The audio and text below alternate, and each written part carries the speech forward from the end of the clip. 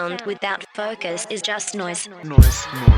I took on the name Focus a long time ago, and I wanted something different.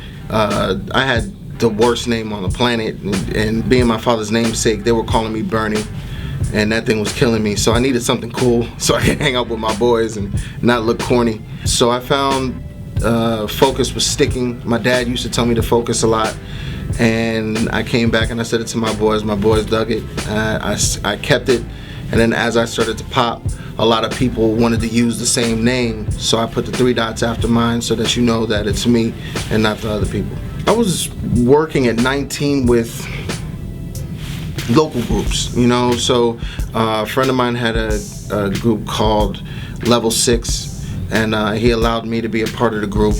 And I would do some programming and production for him. But things started to really crack off when I got to Los Angeles around 23 years old. And my first major check in my mind was about $1,700. And I made it when I was working with my father. I did some drum programming for the Power Station's second album. And my dad made sure I got a nice little check. So I got $1,700. And I thought I was the man. That check didn't last but a month, but still, it was fun.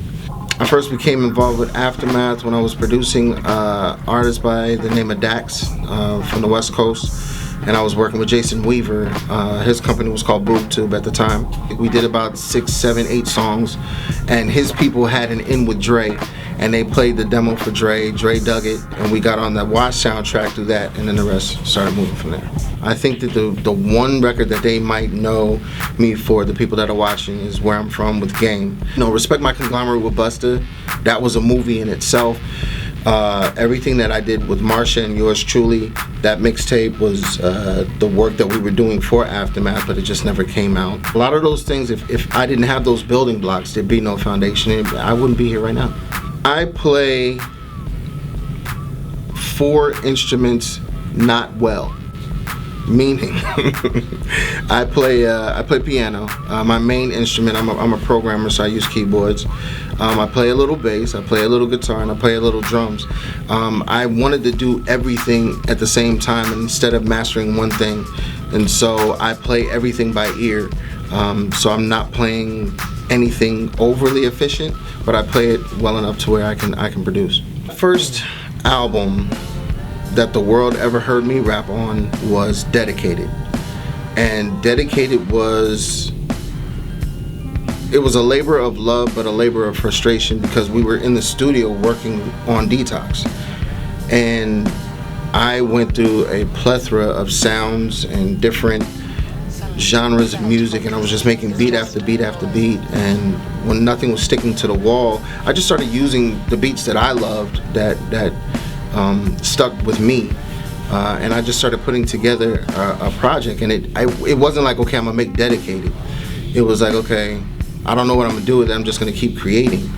And you know, Chino XL came through and laced the record, and I'm like, oh, this is kind of major, like I got Chino on the record. And then Busta came through and got Conglomerate, but then he was like, what you want? I was like, I want you to get on this record. So that was my first real record that ever came out, and we got downloaded 1 million times in the internet because it was free, you know. They thought it was an Aftermath album. So Music of the Misinterpreted was another labor of love, but then I was even more frustrated, trying to find my way, trying to figure out if I wanted to be an artist, how to get notoriety as a producer, because by this time I was already outside of Aftermath.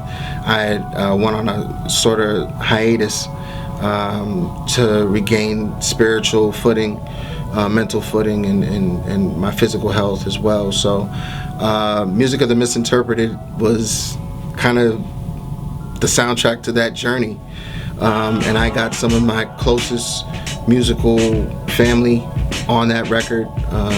They didn't require any money, they didn't want anything, they just wanted to look and to help me. So it really was just the barest essence of hip-hop. I didn't use much equipment, and nothing was really quantized. I was just really kind of doing a lot of editing and just kind of making it fun again. So it helped me regain the love for making music again.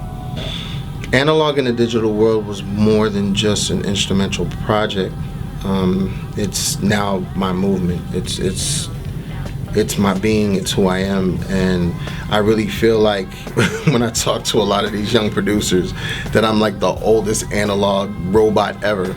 And they have all the hidden optical joints and they're way digital, and we just don't speak the same language, but we do when it comes down to music. So analog in the digital world is just my approach. It doesn't matter what I work in, I still want the warmth of analog, and this first project, Analog in the Digital World, was just music that I was making while we were working on the project for Compton, and there was no real place to put it, so I just put it together, and I did a second one as well, and Dre even introed that one, so it was really dope to have his support as well.